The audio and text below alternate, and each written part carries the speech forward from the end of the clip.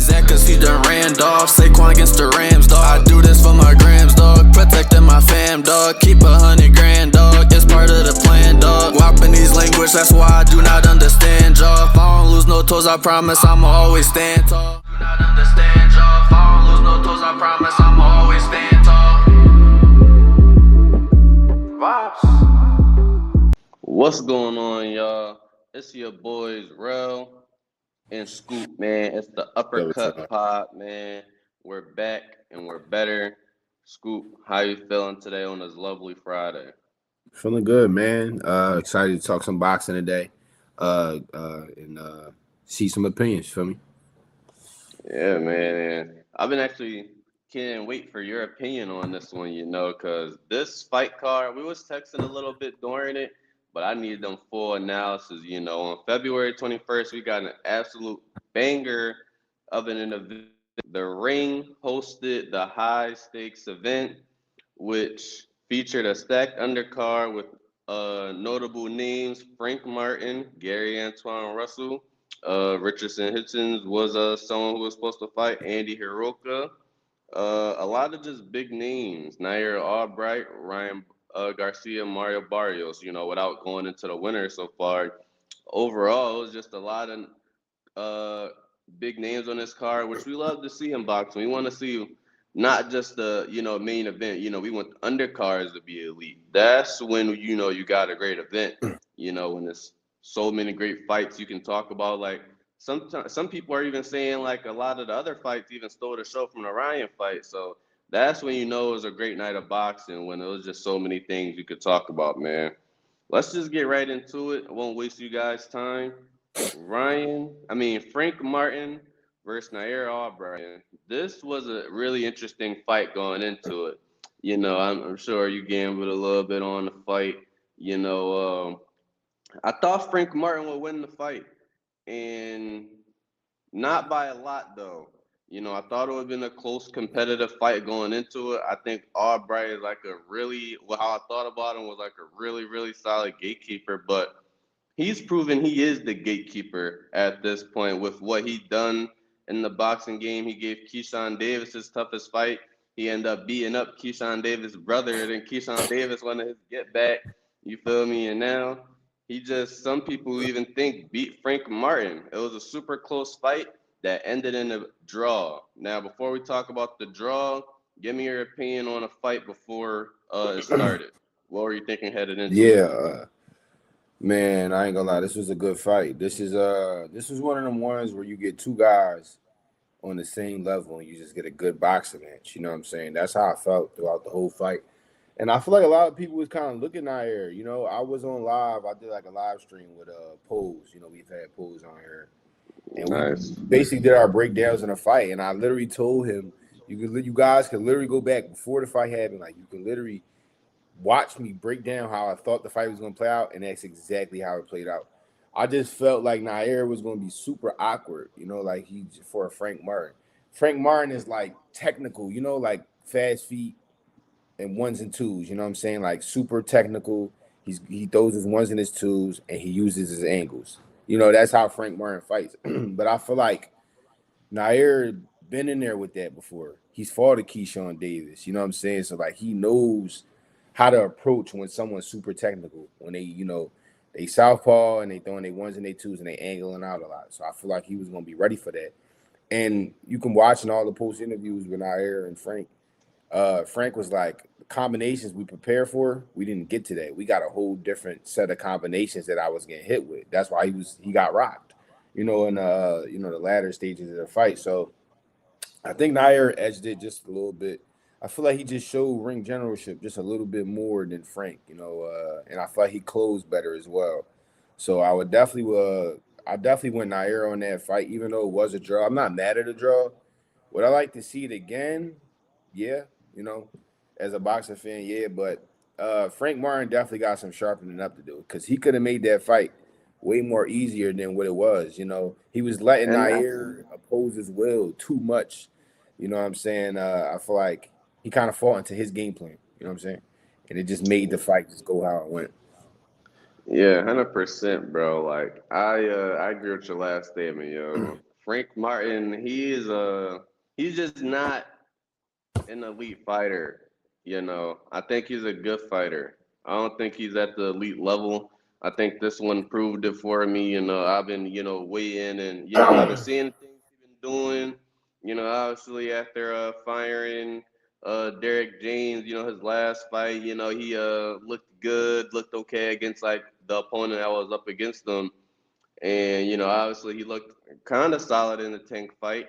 But, I was Yeah, really looking forward to, before he got KO'd, I had him kind of up on the cards, kind of. But, I was looking forward to seeing what he could do against Nair. Because, like I was telling you before, I think Nair is like, all right, if you beat Nair, you feel me, you're a good guy, you're a good fighter. Like, I for think of sure. Nair is like a Jermaine Ortiz, you feel me? Like, you beat him, you're probably a pretty good fighter. So, and Frank didn't pass the test enough. If I'm being completely honest, um, I had Frank Martin winning 6-4. Now, if I'm being also completely honest, I betted on Frank to win by decision. So you kind of seen I was kind of being a little biased. Like you could argue, Yeah, I did think he did just enough in the beginning stages of the fight. I think in my scorecards, I had him going into round 8. 6-2. Like I thought he did enough to where the last few rounds wouldn't have mattered on the score. Obviously they did. I don't think he passed the test, and you know I'm not as excited for Frank no more. I'm more excited actually for Nair and seeing what he could yeah, do next because I want to. As a guy from Philly, I want to see what he could do next. Super talented. He went up there and started singing again. Showing off yeah, his talent. He sung on the Shannon Sharp podcast. So yeah, for more sure. people are just getting to know Nair and his name, and that's wonderful for him. So I'm honestly excited about what he does next. For sure. Um, I It's wouldn't mind crazy. reading like, Not to cut you off, but I feel like even though it was a draw, I feel like Nair won in this case. Out of yeah, the two, like I feel like, even though he didn't win or he didn't lose, he still won in a kind of way. Like he's yeah, he getting some won attention. because He's getting his he put fans. his Yeah, yep. Because yeah, he people did what he's expected supposed to. And People expected Frank to walk through him. You feel me? yeah, Nair's not even. it just beat on him for 10 rounds. And this is what I gained from this fight too. I ain't gonna lie, I got motivated from this card a lot, bro. Like this card really Mm, showed me, uh, it doesn't matter, where you come from or who you is, and if you think you're not good enough or whatever. Like Nair kind of like showed people like you can go against this guy with this big name and not have as big as of a crowd or as big as of a platform as this person or whatever that may be, as much money, whatever. You can still compete with these guys, and I feel like Nair is one of them guys that just shows you that if you really want to, you could be on this top level with these guys. They're not as good as you think they is. Like you are on the same right. level as these guys. So I definitely got motivated. I ain't gonna lie from this card for sure. Definitely Nair. Happy for him, bro. I'm not gonna lie, just happy for him. 100%, man. Moving on to the next one, we were supposed to have a IBF fight between Richardson Hitchens and what was I'm blanking. Oscar Duarte. Oscar Duarte, and he's a good fighter. He's been in there with Ryan, some other world champs. He's also like another gatekeeper, kind of He for like beat he beat 140. Kenny Sims, who's about to fight tomorrow. Yep, yep. Against Arnold So Barbosa. So it's gonna be he has some credibility essentially, and a lot of people aren't liking what happened with Hutchinson. Um, I don't like it one bit. Calling out the day of the fight, just a few hours. We posted that. Make sure if you don't not getting your boxing news, you go follow us on the gram, the Uppercut Pod to get your boxing news. But yeah, we posted about it, and it was just crazy how it happened. He said it was an illness. He said he wasn't feeling well. He was throwing up hours before the fight, but I think it could have been nerves. It could have been either nerves or he just felt he wasn't at 100%. Like maybe the training camp wasn't great for him. Maybe the weight cut was too bad for him. I just felt like he didn't feel 100% confident going into the ring that night. Why do you think he didn't step into the ring, and what's your overall opinion on it? Well, to be honest, I had Hitchens winning the fight on my parlay. I think Hitchens is just a better boxer. You know, he does a lot of things more better than Duarte, even though Duarte is a good fighter. I I just had him think he winning was. the round. Yeah. Yeah, I just think he wasn't 100%. Honestly, I don't think Richardson Hitchens is scared of Oscar Duarte or nothing like that. You know, Hitchens been in there with sparred and been in there with fighters better than Oscar Duarte, in my opinion. I just think the 140 is just too much for him. You see how he looks; his face is super drained. Uh, you know it's bad when these guys is wearing glasses when they cutting weight. You know when they don't even want to show their face because you can see their eye sockets and stuff. I just think he's just drained.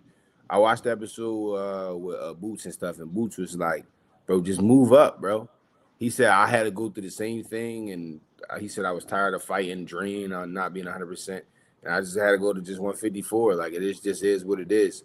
You're gonna have to, put on that weight. You know, most of these guys are all around the same, thing anyway. So it doesn't really matter, in my opinion. I think Hitchens definitely just wasn't 100% going into that. Drained, whatever it may be, it has to do with the weight, in my opinion. So Yeah, uh, I think he I should be think it was moving up smart to though. I 140. think it was smart. I will say, I think it was smart though. Because it's hard to pivot out of here, bro. You know what I'm saying? Think about it, bro. Like you're a 140 champ, right, bro? And you don't got that many big names on your record, and people still criticize you for this win and criticize you for that. You can't make 140 as easy as you used to be able to make 40. You're feeling drained, you're feeling like this, but you also want to be able to keep moving up in your career, right?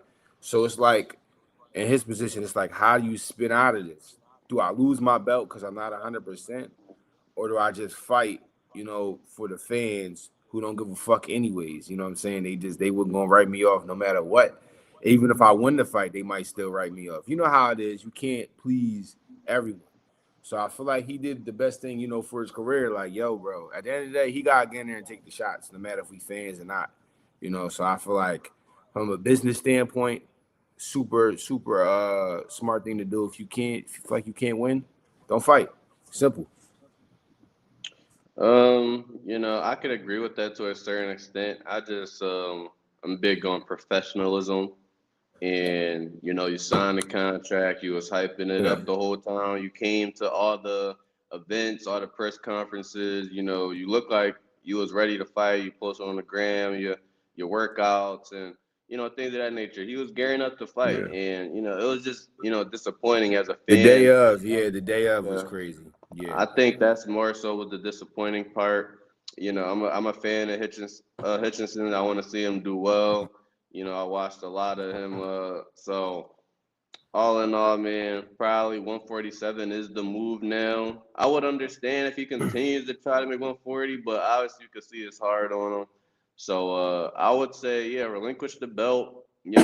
Boxing isn't all about belts anyway. I feel like we could talk about how many time champions you are and the champions and championships you got, but like in the belts you got. But at the end of the day, it's gonna be about who you beat and when you beat them. That's what you're gonna be remembered by. So I think him moving up to 147, where it's gonna be bigger names anyway. I think it'll be a good move, and hopefully we could see him in there with somebody who's looking eye to eye to him. At least someone Yeah. who we respect. I would love to see the Rolly matchup. I love to see the Garcia matchup. Obviously, he's been asking for the Haney matchup. So even Crocker, Lewis Crocker, the IBF Yeah. title holder at 140, like you could. There's a Mario lot of things. Barrios, There's a Brian lot of things Norman. you could We do. You got feel what plenty I'm of fighters saying? over there. Yeah. So all in all, not to stay on him too much. Can't wait to see what he does next, but very disappointed. Okay, moving on to the WBA super lightweight title fight against Gary Antoine Russell and Andy Hiroka. Gary Antoine Russell defeated Hiroka by unanimous decisions.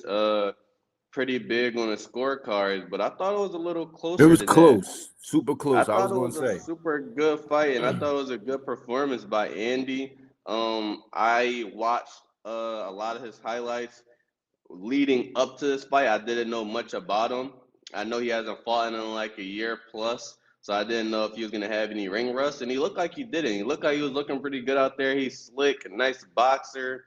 I actually want to see him in there with some other 140 guys. I think he'll give them a lot of run, but Yeah. Yeah, I thought it was a super close fight at the end. For real, I had it 6-6. I think the point deduction for Andy, I think that's what I think gave me the edge to lean with Gary Antoine Russell. So, what was your opinion on that fight? Yeah, I've seen a lot, man. It's crazy. You get certain fights that show. You get how do I explain? You get certain fights that show tendencies of fighters due to like styles and how someone's doing this and doing that. I Sure. feel like Andy kind of exposed that Gary don't like body shots. Like, he wound up getting the point deduction and stuff because he was so committed to the body and he was so committed to his game plan. You know what I'm saying? Which at the end of the day you can't be mad at. But I think Gary, at first I was thinking highly of Gary, bro, but I ain't gonna lie. I think a lot of the champions at 140 can beat Gary. Because this guy Andy, man, I'm gonna keep it a bean. Whoever this boy is, because I ain't gonna lie, I ain't looking to him. He was putting up a rumble, bro. You can't lie. He was hanging in Yeah. there every shot. The reason why, to be honest, Gary won that fight is because of his corner, his brother. His brother is the reason why he Yeah. won that fight. His brother was giving him great instructions. His brother was looking him in the face, yo, you fucking up. Like, yo, like when you throw that two, put your hands up and step to the shot. Like he was giving him. That's the reason why he was running the shot. Whereas though the other side, they was just keep going to the body, keep going to the body. He was getting specific instructions in his corner compared to this corner just saying, go to the body, go to the body. So I feel like that's what really won him the fight, to be 100% honest with you. I don't think it had nothing to do with Gary. I just think he was getting the proper instructions to get him by in that fight by his brother, Mr. Gary Russell.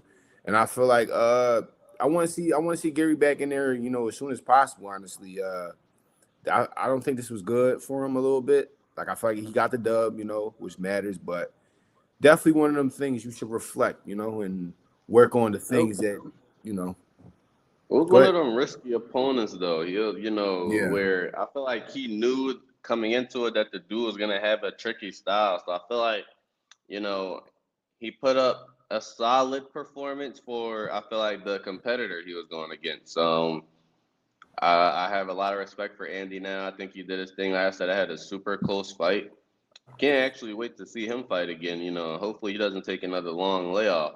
yeah, he's from Japan. All Yeah, yeah. I agree with what you said.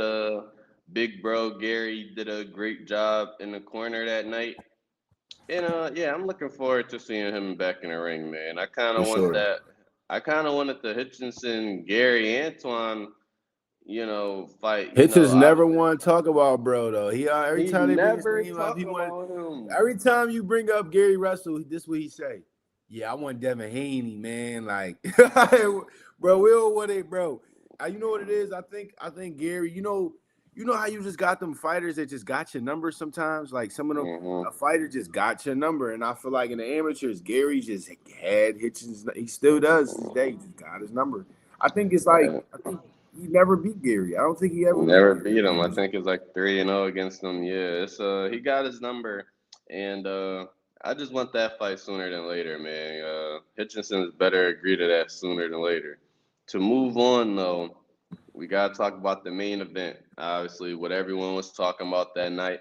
Ryan Garcia's return to the ring after his loss to Rolly Romero. He was facing Mario Barrios for the WBC welterweight title. And what can I say, man? He put on a great performance. I think for 12 rounds straight, stayed focused, stayed locked in, never got hit with nothing too clean from Mario. We know we've had our discussion about Mario before, how we feel about him. It's Pretty trash. straightforward, That's boring, trash. regular. He's an average fighter. He's He's an average trash. fighter, but he has a lot of, for what it's worth, he's done a lot in boxing. We have to respect his boxing career at least. He's been a champ for a few years, multiple different weight classes. So at the end of the day, Ryan went in there against the opponent that was in front of him, and he took the belt right from him. Dominated the fight from 1-12. Looked really good. Looked fast. Left hand looked sharp, but also the right hand was a new tool that he found out worked as well, and he put that to Yeah. use. Overall, what do you think Ryan's performance? Well, before I get into the performance, I just want to say, this fight card and Ryan and this whole little situation on this card really just showed me like we're definitely reaching the golden ages of boxing again. Ryan kind of showed me like it doesn't matter about belts and who and this and that. It matters about your name. Ryan coming off a loss and got a world title opportunity. You know what I'm saying? And beat that guy, but lost to another guy previously. Like this is just showing boxing fans. It doesn't matter about losses no more. It doesn't matter about wins. It just all that matters is about putting on great big time performances for the fans. Big names. All these guys is not supposed to be fighting each other because this side of the street, it's no more street no more. So I appreciate this card a lot. Bunch of big time fighters, and shout out to Ryan and all of them. But to get into the fight, man, Ryan looked sharp, bro. He fought to me. This was the best we've seen since the Devin Haney situation. Devin Haney fight, we wasn't just getting hooks, we was getting straights. Even though the hooks was landing and stuff, we was getting the right hand, and we got the best version of Ryan, and that's why he was able to win the fight. I do feel like Barrios was a little slow though, like just a little slower, not really. I'm just being honest, like. My man's a world champ now, so I gotta respect it. Becoming a world champion ain't easy. But yeah, I think he's at the bottom of the barrel. I just think listen. This is how I think about it, bro. Ryan Garcia, media, all the regular guy, top, boxers. Ryan Garcia, as far as world champions, and got the world champions all the way up here. I just feel like he's at the bottom of the barrel. He just has a big name. But I'm happy for him, bro. He's been boxing since he was 6, so to become a world champion and hold the WBC welterweight championship is legendary. We had Oscar De La Hoya, Floyd Mayweather. We go Winky Wright. We could go on and on about how legendary the WBC belt is. You know what I'm saying? So yeah, congrats to him, bro. I'm not gonna lie. Like I liked that performance from Ryan. That was the best Ryan we've seen, in my opinion. Yeah, I think that was the best Ryan we've ever seen, considering all the stakes in the opponent, a world champ. Shout out to Ryan, man. Like I said, I definitely think his last, 2 years previous have been very tumultuous. He's actually coming off 2 losses in obviously a fight where he got, suspended for. So that's a Tank loss, a Rulli loss, and a fight you got suspended for your last 3. So just not a great track record. So overall, though, for him to bounce back, he looked good. I just want to see him stay on a straight path. I want to be able to grasp my full opinion of him because I think he is a talented fighter. You can obviously see the talent there with Ryan. He's fast. He has power. He has good size. I think he can compete with the top guys. And now I just want to, and he's also the guy, for what it's worth, he is the one who's taken on all the top guys. Like, man, we would love to see Shakur fight Tank, Devin, and Rowley. We would have loved to see Hitchens fight Tank, Devin, and Shakur. Yeah. Like, you know what I'm saying? So one thing you can't say about Ryan, he's not scared to fight these guys. And that's something you respect. Yeah. That's something you respect. I respect it. And he took he didn't have to take the Tank fight. Obviously he took the rehydration clause, so which obviously affected him as well. I'm not saying he would have beat Tank, but you can't ever say rehydration clause means nothing. You know what I mean? So at the end of the day, shout out to Ryan. He's doing his thing. Can't wait to see him fight next. And that's going to wrap it up for this video. I had another great time, another great, wonderful conversation. I'm looking forward to the next, big boxing event. We're on all platforms. We're on X. We're on Instagram. We're on TikTok. At the Uppercut Pod, and you can obviously check us out here. Make sure you subscribe to our channel if you haven't yet, and turn on post notifications, man. We're continuing to push out this content. Go harder, man. This is what we're doing all 2026. Any final words, Scoop? Yeah, man. I'm feeling good, man. So what I'm gonna do is, if we can get at least 25 to 50 likes on this vid, man, I'm gonna do a giveaway. We're gonna give away some gloves again. I'm a wait though to see if this vid. We probably get this vid like a week, bro. What you think? How long we should give them? Like a week to get this vid to like 25, 50? Like I Yeah. feel like that's obtainable. Yeah, once we get this joint like a week, and if we get to 25, in between 25, 50 likes, we'll give away a glove. We'll give away some gloves, man. For information gonna be on the our Instagram, and it'll be in the bio. Yes, sir, man. We do giveaways, we do a lot of fun things around here. So make sure you stick around, stay tuned, and look forward to what we have next, man. It's Uppercut Pod, and we're out.